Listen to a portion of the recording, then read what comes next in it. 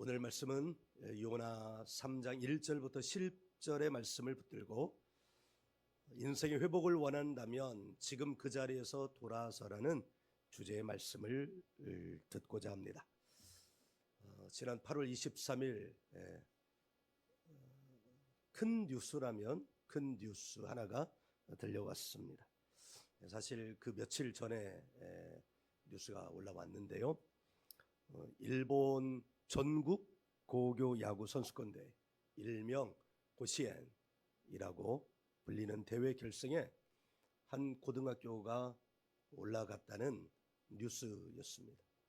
일본 고등학교 야구 대회가 우리와 무슨 관계가 있겠습니까마는 이번 결승전은 아주 특별한 팀이 올라갔기 때문입니다.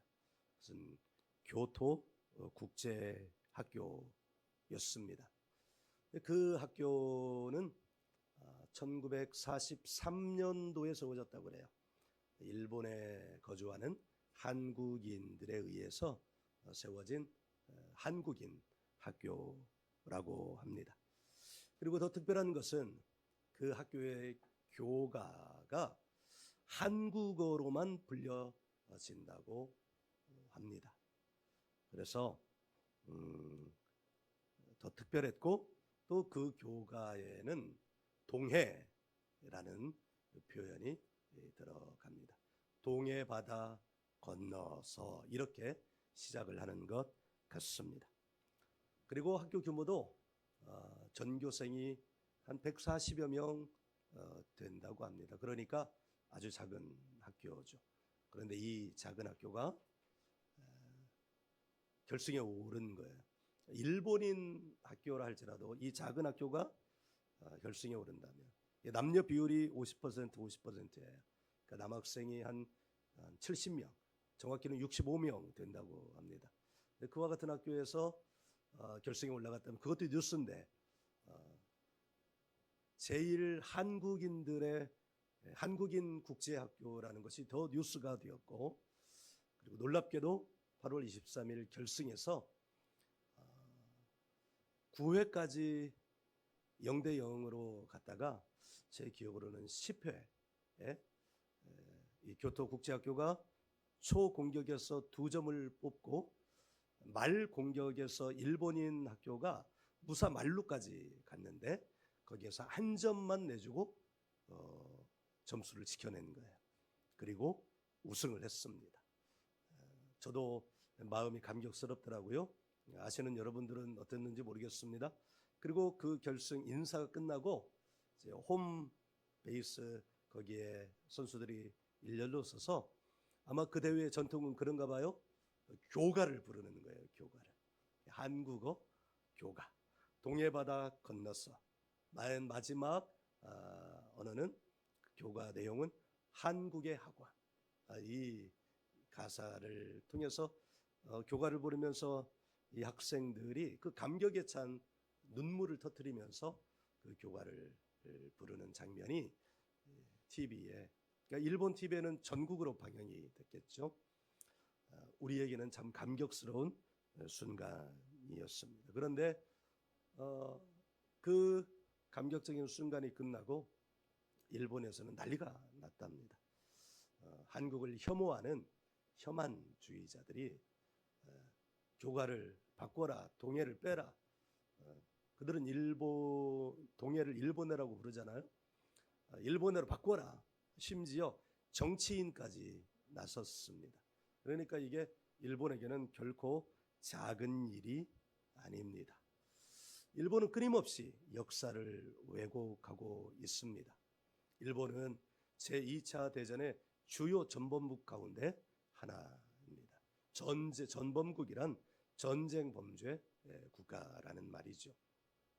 그래서 스스로 자기의 군대를 가질 수 없습니다. 2차 대전의 전범국 가운데 독일이 똑같은 전범의 지위에 있습니다. 일본은 역사를 계속해서 왜곡하는 반면에, 그리고 자기들의 과오를 공식적으로 인정하지 않는 반면에 독일은 일본과는 전혀 다른 스탠스를 취합니다. 독일은 역사에 대하여 일본과 다른 접근을 합니다. 일본은 교과서를 통해서 계속해서 왜곡된 역사를 가르치는 반면에, 그래서 자라나는 학생들이 왜곡된 역사 인식을 저절로 가질 수밖에 없습니다. 저는 역사를 전공했기 때문에 역사의 부분에서는 더더욱 정확한 입장을 견지할 수밖에 없는데, 일본의 역사 왜곡은 참 심각합니다. 왜냐하면 역사 왜곡된 그 역사 왜곡을 교과서를 통해서 배우게 되면 그들의 정신사도 왜곡되기 때문입니다. 그러나 독일은 좀 다릅니다. 그들의 과오를 있는 그대로 그들의 후손들에게, 자손들에게 가르치고 있습니다. 가장 대표적인 사건은 1970년 12월 7일에 일어났습니다. 그 당시 유대인들이 동유럽에 많이 거주하고 있었습니다. 유대인들이 이 서유럽, 서남부 유럽 여기 많이 거주하고 있다가 쫓겨서 간 곳이 동유럽, 폴란드에 가장 많았는데, 나치 정권이 유대인 청산 작업을 했잖아요. 폴란드에 가장 많은 유대인들이 고통을 당했습니다. 거기에는 폴란드 바르샤바에 유대인 유령비가 있습니다. 그런데 독일의 빌 브란트 총리가 1970년 12월 7일 폴란드 바르샤바를 방문했다가 그 바르샤바에 있는 유대인 유령비를 찾아가서 독일의 과오에 대하여 무릎을 꿇고 정식 국가적인 사죄를 했습니다.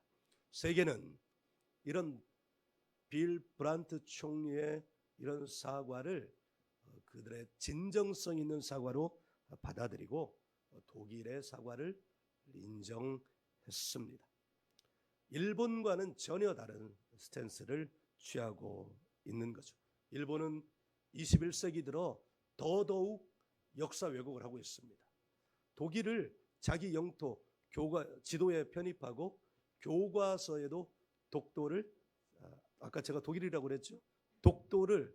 독일을 자기 영토에 편입하면 이게 놀라워요. 할렐루야입니다. 독도를 자기 영토에 편입하고, 그리고 교과서에 싣고 자기들의 자식들에게 왜곡된 역사를 가르치고 우리에게 도리어 큰 소리를 치고 있으니, 이거는 정말 말도 안 되는 일을 지금도 하고 있는 것입니다. 독일과 일본의 차이는 뭡니까? 독일은 자기들의 과오로부터 돌아섰고, 일본은 여전히 과거의 관점을 가지고 돌아서지 않고 더 왜곡을 하고 있다는 것이 그들의 차이입니다. 독일은 자신들의 돌아섬을 통해서 그들의 역사뿐만 아니라 그들의 현대적 삶에서도 회복이 일어나고 있고, 일본은 돌아서지 않는 행보를 통해서 여전히 갈등과 문제를 키우고 있고, 그 문제가 자기 주변 국가뿐만 아니라 자기들 나라의 내적인 상태까지도 곪게 만들고 있습니다. 자기들의 내적인 상태를 곪게 만들고 있다는 것은 자기들의 정신사마저도 왜곡시키고 있고, 그것이 골마 터지면 그것이 문제가 될 수 있기 때문입니다. 우리는 여기서 이렇게 한 가지 영적 진리를 깨달을 수 있습니다. 돌아서면 회복이, 돌아서지 않으면 갈등이 커진다는 것입니다. 오늘 우리가 함께 읽은 요나서는 그의 배경은 이스라엘과 아수르를 배경으로 합니다. 이스라엘과 아수르의 관계는 한국과 일본의 관계와 같습니다. 일본이 한국을 점령했듯 아수르는 이스라엘을 점령합니다. 그러니 민족적 감정이 좋을 리가 있습니까? 민족적 감정이 좋을 리가 만무하죠. 그런데 여기서 문제가 하나 생깁니다. 이스라엘은 하나님을 신앙하는 민족이잖아요. 그 민족의 하나님이 이스라엘 사람 요나에게 아수르에게 가서, 아수르의 수도 니느웨에 가서, 거기 가서 하나님의 은혜와 자비를 전하라고 말씀하신 것입니다. 요나는 이것이 싫었습니다. 하나님의 은혜와 자비가 자기 민족을 압제하고 자기 민족의 백성들을 죽이고 포로로 잡아가는 이 민족을 위하여 어떻게 하나님의 은혜, 하나님의 자비하심, 하나님의 사랑을 전하겠는가? 더 중요한 것은 하나님의 은혜와 하나님의 자비와 하나님의 사랑이 선포되면 그 다음에 어떤 일이 일어나는지를 요나는 너무나 잘 알았기에 요나는 그것조차 싫은 거예요. 요나가 믿음이 대단한 겁니다. 하나님의 복음이 선포되면 그 복음이 선포된 땅에 어떤 일이 일어날 것인지를 알기에 하기 싫은 거예요. 하기 싫은 거예요. 그래서 도망갔고, 도망가다가 바다에 빠졌고, 바다에 빠져서 물고기 뱃속에 들어가게 되었습니다. 그러나 여러분, 물고기 뱃속에 들어간 것은 사실은 고난이 아니죠. 물고기 뱃속에 들어가지 않는 바다에 빠진 상태의 요나가 있었다면 어떻게 되었을까요? 요나는 물에 빠진 요나는 죽게 되는 거죠. 그가 아쿠아맨이 아닌 예상, 그는 죽게 됩니다. 그런데 하나님이 작은 물고기 준비했으면 어떻게 됩니까? 물고기도 죽고 요나도 죽어요. 그래서 요나가 들어가서 거기서 기도할 수 있을 만큼의 공간이 있는 큰 물고기를 준비하신 것입니다. 요나는 거기서 기도합니다. 하나님 되심을 기도합니다. 우리가 요나의 기도를 배워야 될 것 같아요. 구원해 주세요 이게 아니라 어떤 상황에 있든지 하나님의 하나님 되심, 하나님은 하나님이시며 모든 구원은 하나님께 있습니다. 구원의 하나님을 찬양하는 것이지 하나님 나를 구원하여 주옵소서 이렇게 기도하지 않은 것을 우리가 기억해야 할 것 같습니다. 하나님은 그 기도를 들으시고 구원의 하나님이시라는 이 송축을 들으신 다음에 맞아, 네 기도가 맞아, 너의 믿음이 맞아, 나에 대한 너의 지식이 맞아 라고 하는 듯이 이 물고기로 하여금 요나를 뱉어내게 한 것입니다. 이렇게 말입니다. 그리고 요나는 살아났어요. 그리고 3장 1절에서 요나는 하나님의 말씀을, 즉 하나님은 다시 요나에게 말씀하십니다. 여호와의 말씀이 두 번째로 요나에게 임하니라 이르시되 일어나 저 큰 성읍 니느웨로 가서 내가 내게 명한 바를 그들에게 선포하라 하신지라 이렇게 말씀하십니다. 그러자 요나가 큰 고생을 했잖아요. 한번 말씀을 어겨가지고 큰 고생을 했습니다. 뭐 죽은 거나 진배 없습니다. 아니, 이미 죽은 거죠. 물고기 뱃속에 들어가면 죽은 거나 마찬가지 아닙니까? 두 번 죽기는 싫었던 모양이에요. 두 번째 말씀을 듣고는 도망갈 생각을 안 합니다. 그리고 3절처럼 합니다. 요나가 여호와의 말씀대로 일어나서 니느웨로 가니라. 니느웨는 사흘 동안 걸을 만큼 하나님 앞에 큰 성읍이더라. 제가 신학교를 갔잖아요. 29에 갔잖아요. 3학년 되던 해, 그러니까 29, 30, 31 되던 해 1월 첫 주 예배를 드리는데 그 첫 주 예배 주일날 말씀이 마가복음 8장 34절이었어요. 마가복음 8장 34절. 이게 뭘까요? 누구든지 나를 따라오려거든 자기를 부인하고 자기 십자가를 지고 나를 지니라. 이거 교회 다니면 평생 듣는 말씀이잖아요. 내 십자가가 뭔지 여러분들 궁금해하면서도 십자가 지겠다고 나서잖아요. 저도 궁금했습니다. 그래서 2달 동안 기도했는데 도무지 답을 모르겠는 거예요. 그래서 신학교 개강 예배 때 예배를 드리는데 하나님이 마음을 주시는 거예요. 어떤 마음을 주시냐면 네 십자가를 모르겠지? 메롱 이렇게 하신 게 아니고 네 십자가를 모르겠지? 네 모르겠습니다. 그러면 그냥 십자가를 지고 걸으면 될 거 아니야? 그러면서 제 머릿속에 하나님이 떠오른 생각. 기독교 백화점에 가면 우리 저기 페이스홀의 벽에 걸려있는 그만한 십자가 있잖아요. 그 십자가를 등에 지고 가. 얼마나 감사한지요. 제 키만한 십자가를 지고 가라면 얼마나 힘들었겠어요. 그 십자가를 사고 앞에는 제 결단으로 1,000원짜리 목걸이 나무 십자가, 그러니까 가벼운 십자가를 뒤에 메고 앞에 건 거야. 그리고 부산에서부터 서울까지 걸어왔습니다. 그게 8월 달에 걸어왔어요. 하루 걸어보니까 1시간에 4km를 걷더라고요. 제가 한 10시간을 걸었거든요. 매일 10시간. 10시간 이상은 못 걸어요. 10시간 걸었으니까 몇 킬로 걸었겠어요? 40km. 그러니까 여기 하루 동안 제가 40km를 걸었단 말이에요. 그러면 3일 걸으면 몇 킬로 걷겠습니까? 120km. 그러니까 이 성읍을 걸으려면 120km를 걸어야 되는 거예요. 그러니까 이 니느웨 성이 큽니까 작습니까? 큰 성인 거예요. 그런데 요나가 그 성읍을 어떻게 했어요? 하루를 걸어가면서 하나님의 말씀, 어떤 말씀? 40일 지나면 이 성이 무너진다. 이 말씀을 전한 것입니다. 저는 예전에 이렇게 생각을 했어요.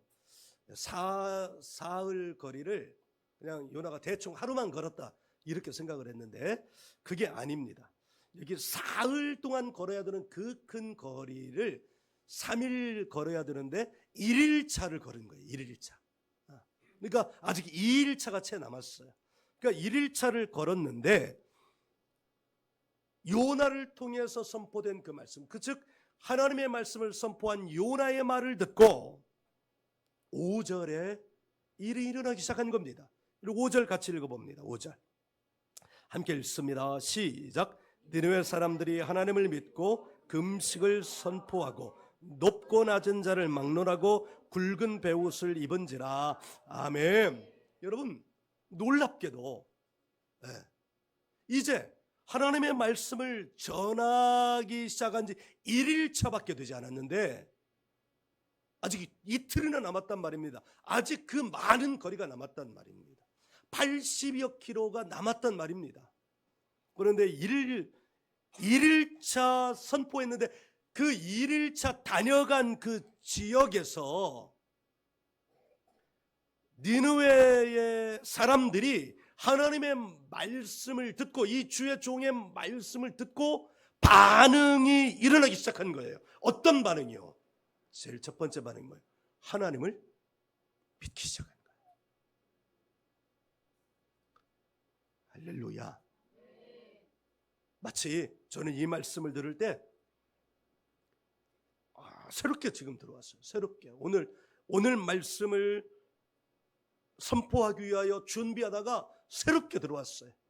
누구하고 연결이 됐냐면 여리고성의 기생 라합과 연결이 됐습니다. 라합도 하나님의 역사를 직접 본 것이 아닙니다. 출애굽의 광경을 본 것도 아닙니다. 10개의 재앙을 본 것도 아닙니다. 쓴물의 바다 바위에서 물이 나온 것을 본 것도 아닙니다. 그것을 누군가 이스라엘 민족이 다니는 것을 들으면서 누군가에게 전해 들은 이야기를 듣고 여리고의 기생에 불과했던 이 라합이 하나님이신 것을 믿게 된 것입니다. 지금 그 일이 여기에서 일어난 것입니다.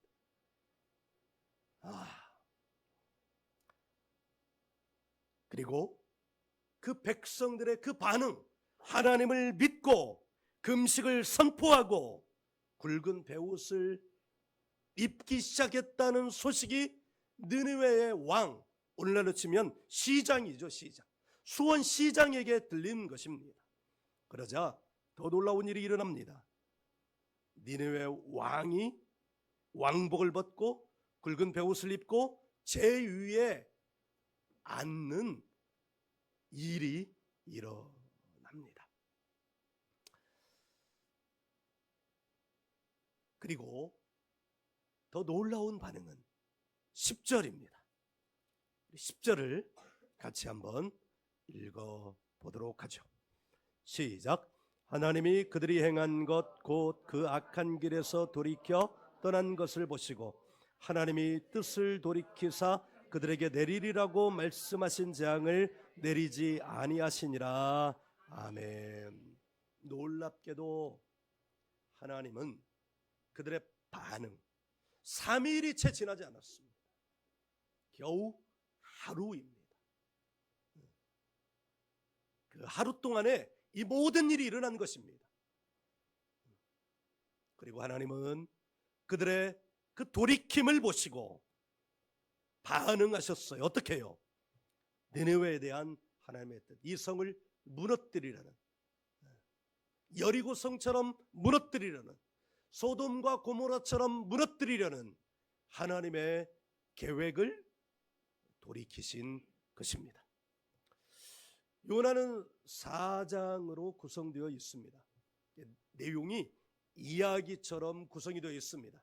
그리고 분량도 많지 않습니다. 그러나 내용은 국제적입니다. 이 짧은 내용 안에 하나님이 누구신가, 하나님의 뜻은 무엇인가에 대한 하나님에 대한 지식이 다 들어 있습니다. 하나님은 어떤 분이신가?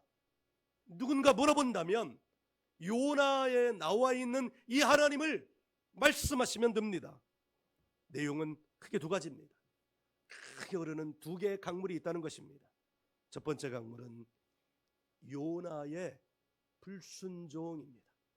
두 번째는 니느웨의 회개입니다. 불순종과 회개. 그러나 요나서에는 회개라는 말이 그 어디에도 없습니다. 심지어 구약성경 전체를 보더라도 우리말 회개라는 말은 3번밖에 나오지 않습니다. 그 말조차도 회개라는 직접적인 말이 아니라 후회하다 라는 말, 그리고 오늘 등장하는 히브리어, 오늘 말씀 안에 이 두 단어가 같이 등장하는데, 회개라고 번역된 말은 히브리어 후회하다라는 뜻을 가진 나함, 그리고 돌아서다, 회복하다라는 말을 가진 슈브입니다. 자, 요나 3장에는 돌이켜라는 말이 3번 나옵니다.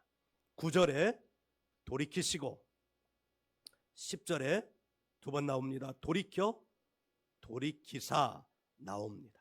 그런데 이 돌이키시고 돌이켜, 돌이키사는 히브리어로는 같은 단어가 아닙니다. 자, 한번 보시죠.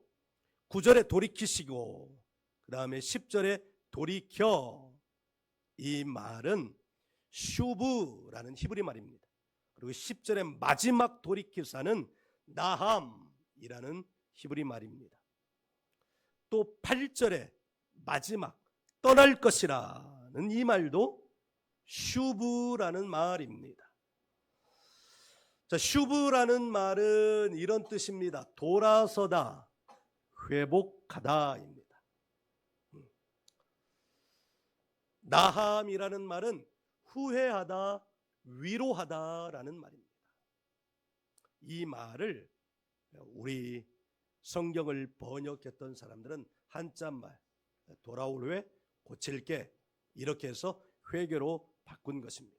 그러니까 히브리 말이 가지고 있는 뜻과 우리말은 뉘앙스가 좀 다릅니다. 어감이.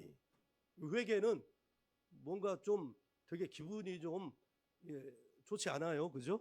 너 회개해. 그러면 뭘 내가 회개해? 뭐 이렇게 반응할 수 있죠.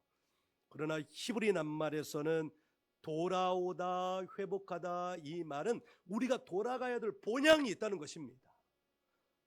원래의 모습이 있다는 것입니다. 원래의 모습이. 심지어 우리나라 어딘가에는 카페 이름이 슈브라는 카페도 있어요. 이 말 뜻을 알고 슈브 이렇게 하면 좀 괜찮지 않습니까? 근데 이 말 뜻을 알고 그 카페에 들어가면 좀 느낌이 조금 다를 것 같아요. 슈브에 들어가면서 카페 커피를 마시러 들어가는데 이 말 뜻을 아는 사람은 내가 뭘 돌아서 해야 되지? 내가 뭘 회복해야 되지? 뭐 이런 느낌을 가질지도 모르겠습니다. 우리말 회계로 번역된 이 슈브라는 이 말 뜻, 돌아오다, 회복하다라는 말의 본뜻을 볼 때 우리는 회개의 본질이 무엇이라는 것을 알 수 있습니다. 돌아오다라는 말은 원래 있던 자리가 있는데 그 자리로부터 멀어졌다는 것을 말합니다. 그래서 슈브라는 말이 성경에서 사용되면 돌아와서 어떻게 하라는 거예요? 원래 있던 자리를 회복하라는 것입니다. 이 원래 있던 자리는 어떤 자리라는 거예요? 하나님의 은혜 안이라는 것입니다. 하나님의 은혜 안. 그래서 여기 정말 중요한 말씀이 있습니다. 5절입니다.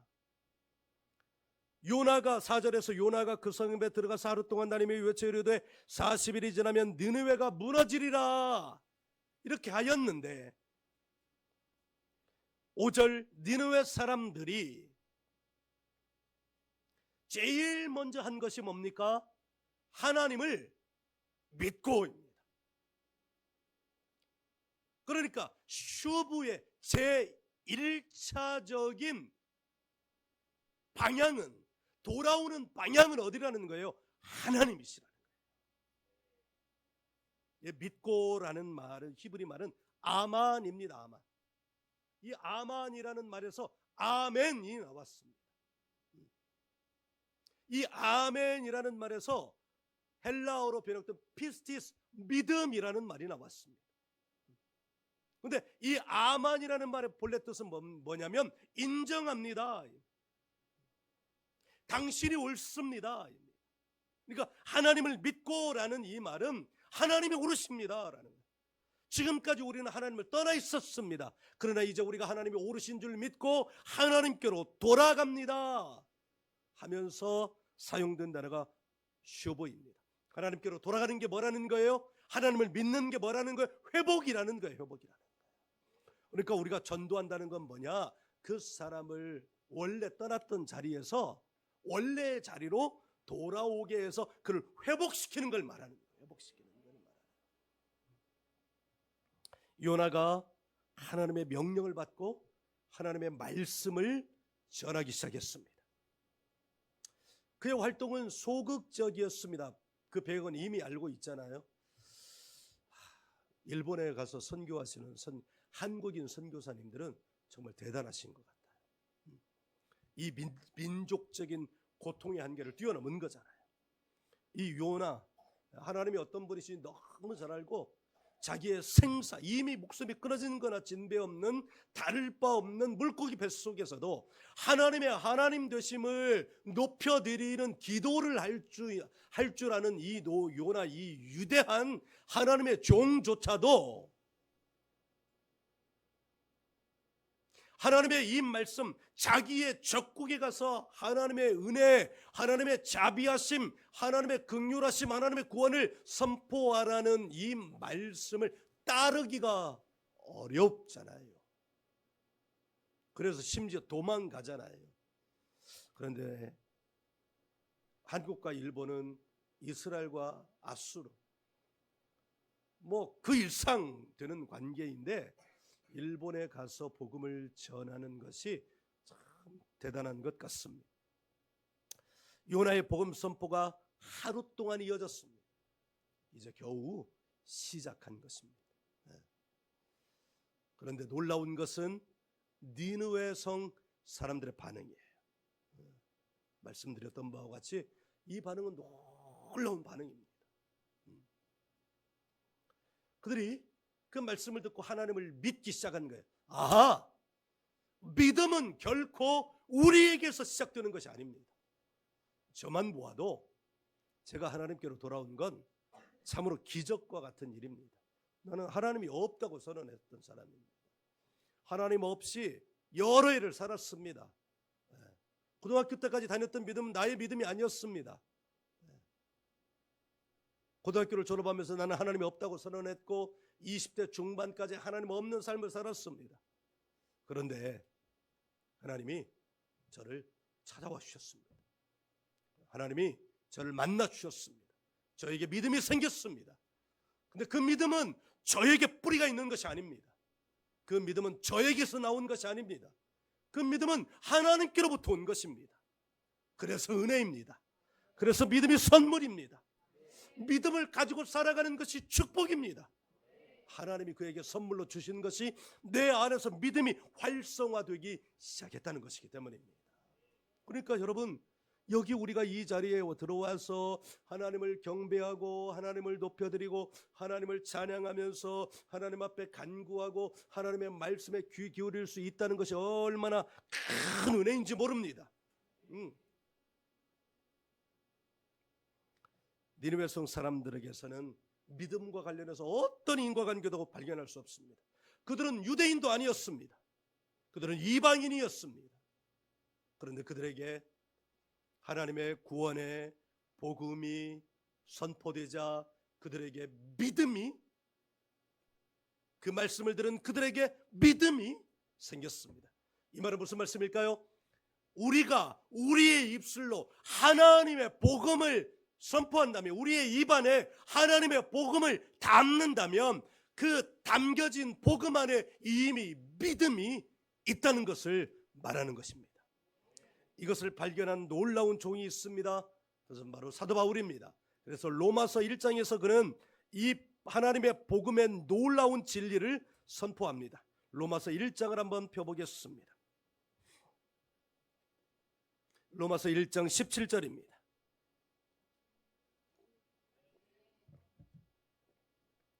로마서 1장 17절을 우리 함께 찾아 읽습니다. 시작.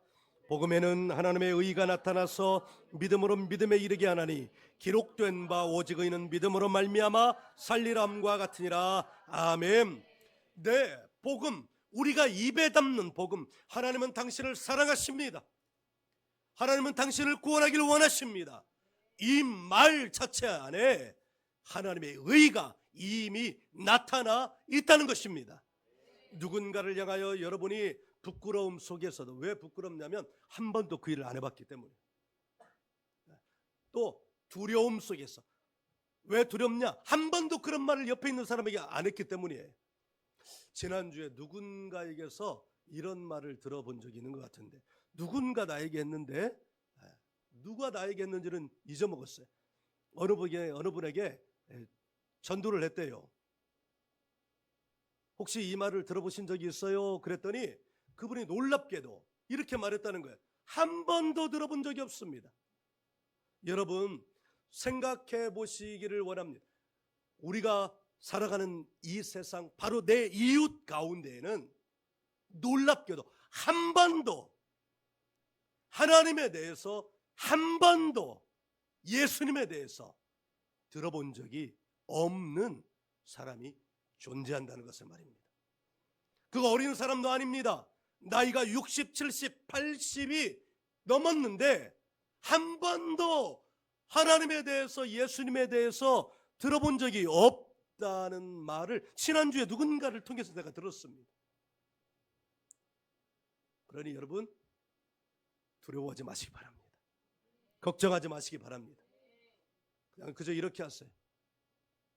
옆에 할머니가 계시면, 할머니, 하나님이 할머니를 사랑하세요.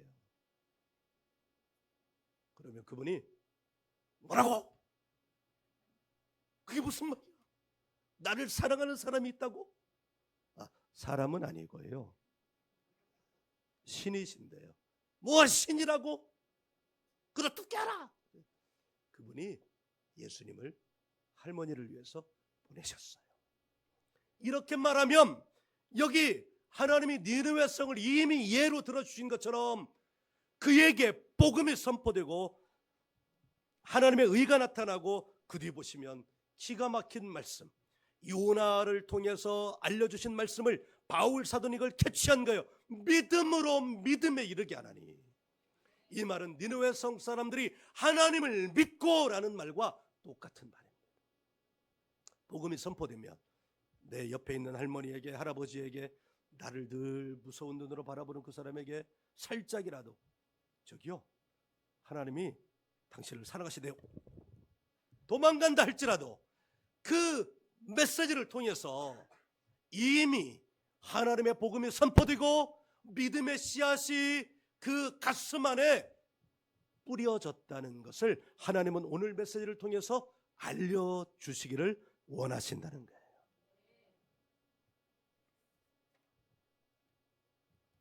여러분 믿습니까?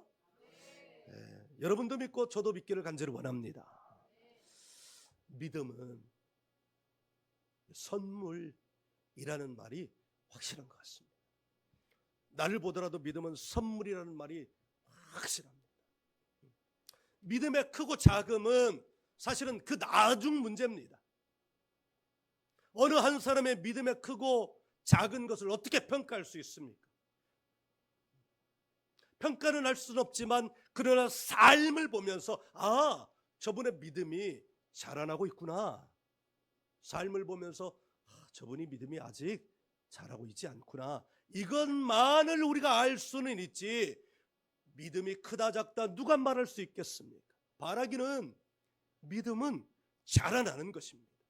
그러므로 믿음이 자라나기를 원하는 거예요. 네. 믿음이 자라나면 여러 가지로 좋습니다. 네. 여러분 우리 이렇게 여기는 다 포장이 되어 있고 이렇게 돼 있어서 이 자라나는 식물을 보기가 어렵잖아요. 그런데 이제 보면은 이 보도블록 사이에 식물들이 있어요. 식물도 있고 옆에 저희 집 가는 길에 보도블록이 있고 나무가 이렇게 있잖아요. 나무는 이렇게 자라났잖아요. 근데 이제 보도블록 사이로 이제 갓 자라나는 것은 아주 약해요. 그런데 걸어가다 보면 그냥 딴 생각하면서 다른 데보다 가다 보면 그 보도블록 사이에 있는 그 연한 순들을 어떻게 해요? 밟고 지나갈 때가 있어요. 아, 지금 생각하니까 미안하네요. 지금까지 한 번도 미안하다는 생각을 안 가졌는데 이 자리를 빌어서 식물들, 나의 발에 밟힌 식물들에게 사과를 전합니다. 그런데요, 가다 보면 나무 있어요. 얘는 정말 자라났어요. 제가 여기 온 지 벌써 10년이 지났는데 처음에 심겨졌던 그 나무의 굵기보다 지금은 더 굵어요. 그때는 이게 사람으로 치면 젖살이 뽀송뽀송한 나무처럼 그런 나무였어요. 그런데 지금은 이제 굵어져 가지고 젖살을 발견할래야 발견할 수가 없어요. 자라는 거예요. 그때는 제가 몸으로 이렇게 부딪히면 얇았기 때문에 흔들거렸어요. 좀 과장되게 말하면 제가 밟으면 밟을 수도 있었어요. 근데 지금은요, 밟았다간 제 발목이 부러져요. 제가 무슨 말씀을 드리고 싶으냐, 좋아요, 목사님 나에게도 믿음이 있어요. 근데 목사는 모든 성도들이 어떻기를 원하냐면 믿음이 자라나기를 원하는 거예요. 왜? 믿음이 자라나야 밟히지 않기 때문에. 믿음이 자라나지 않으면 연한 순이면 너무너무 귀한 믿음인데 믿음이 자라나지 않으면 어떻게 되기 때문에요? 밟혀요. 사람에게 밟히고 세상에게 밟히고 환경에게 밟히고 또 사단이 와서 질근질을 밟아요. 그러면 내가 원하지 않아도 아파요. 상처를 받아요. 꺾여요. 죽어요.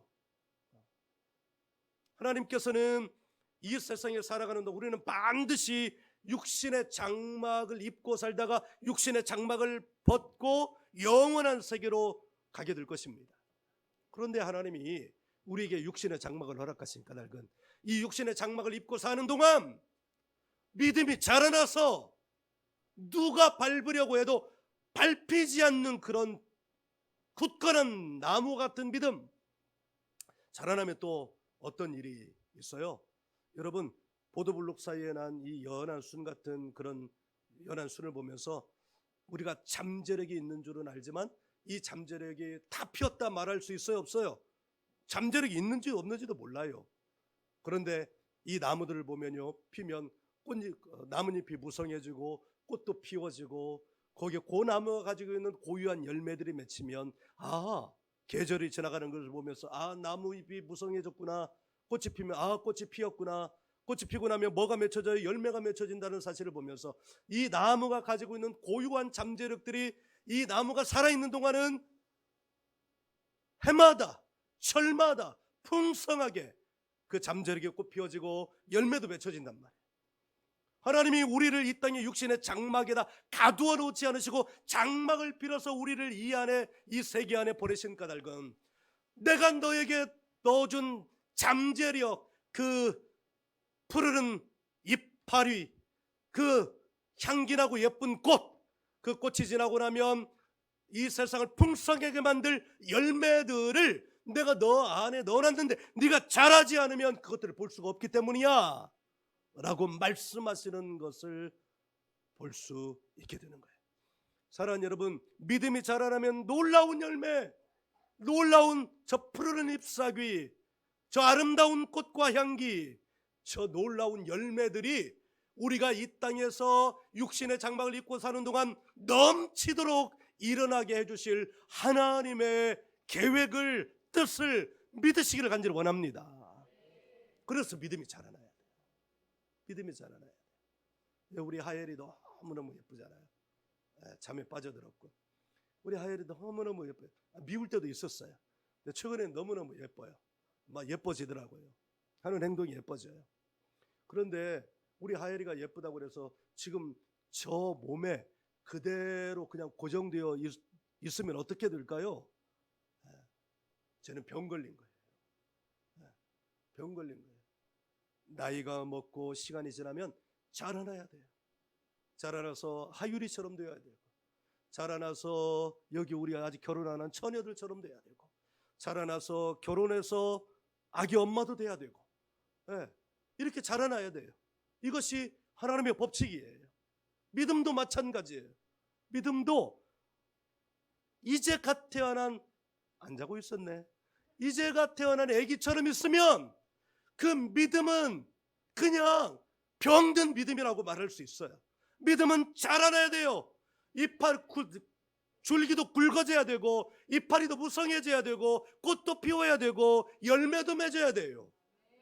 그리고 떨어지기도 해야 돼요. 왜? 떨어져야 다른 나무가 생겨날 수 있기 때문이에요. 그것이 인생이에요. 그것이 인생이에요. 그래서 믿음은 선물이에요. 할렐루야. 여러분 믿음이 있습니까? 인생 가운데 가장 큰 선물을 가진 줄 믿습니다. 이 믿음이 가장 큰 선물이에요. 저를 봐도 마찬가지예요. 하나님이 저에게 믿음을 주시기로 작정한 20대 중반 이후에 그 믿음이 내게 생기고, 여러분 부산에서 서울까지 누가 그냥 걸어올 수 있겠습니까? 그런 국토를 순례하는 경험도 하고, 때마다 하나님의 은혜를 경험하면서 가슴이 벅차오르기도 하고, 내가 생각하지도 못했던, 내가 계획하지도 않았던 그런 일들이 내 안에서 일어나는 일들을 보고, 한 영혼이 하나님 만나서 자기의 인생이 변화되는 일들도 보고, 이런 가장 귀한 일들을 바라보는 그 시작이 사실은 어디에서부터? 제게 주어진 선물인 믿음으로부터 시작된 줄 믿습니다. 하나님이 이 믿음을 주시고 그 믿음을 받은 자들에게 선물로 주셨어요. 어떤 선물을? 그 성을 무너뜨리기로 했던 하나님의 계획을 돌이키셨어요. 여러분, 하나님도 돌이키십니다. 하나님을 없다고 선언하고 살아가는 사람에게 하나님이 준비하신, 하나님의 말로 표현하기 어렵지만 그를 향한 뭐예요? 무너짐의 선포도. 그가 만일 돌이켜서 믿음을 선물로 취하고 그가 하나님을 믿는 믿음의 자리로 돌아오면 그를 멸망시키려고 했던 하나님의 본래의 계획도 어떻게 한다고요? 돌이키신다고요. 할렐루야. 사랑하는 여러분, 돌아서면 돌이켜지고 돌이켜지면 회복이 임합니다. 참으로 하나님의 은혜라는 말은 바로 여기에 적용이 되는 거예요. 자기를 한번 돌아보십시오. 나는 하나님의 은혜 안에 있습니까? 아니면 하나님의 은혜가 전혀 감지되지 않습니까? 하나님의 은혜가 느껴지고 지금 나는 하나님의 은혜 안에 있는 거야 라고 말할 수 있는 사람이 복된 사람입니다. 하나님의 은혜는 당신이 감지하고 있지 않아도 부어지고 있는데 그 은혜를 감지하면 복 있는 사람이요, 감지가 되지 않는다면 참으로 안타까운 사람입니다. 사랑하는 성도 여러분, 우리의 눈이 열려지고 우리의 믿음이 더욱더 자라나기를 원합니다. 누가 와서 밟으면 진리게 저는 그런 믿음 말고 부딪혀도 흔들리지 않고 밟으려고 해도 밟아지지 않고 줄기도 굵어지고 나뭇잎은 더 푸르러지고 꽃도 정말 아름다운 꽃이 피어지고 여러분 세상에 꽃들은 다 아름답더군요. 파리 잡아먹는 꽃도 막 있잖아요. 뭘 잡아먹는 꽃들도 있잖아요. 그런데 그런 꽃들도 자태만 놓고 보면 정말 아름다워요. 믿음의 꽃은 얼마나 더 아름답겠습니까? 우리 더리진 처치 살아가는 성도 여러분, 여러분의 믿음의 꽃이 더 활짝 아름답게 피어지는 그런 여러분들 되시기를 주의 이름으로 축원합니다.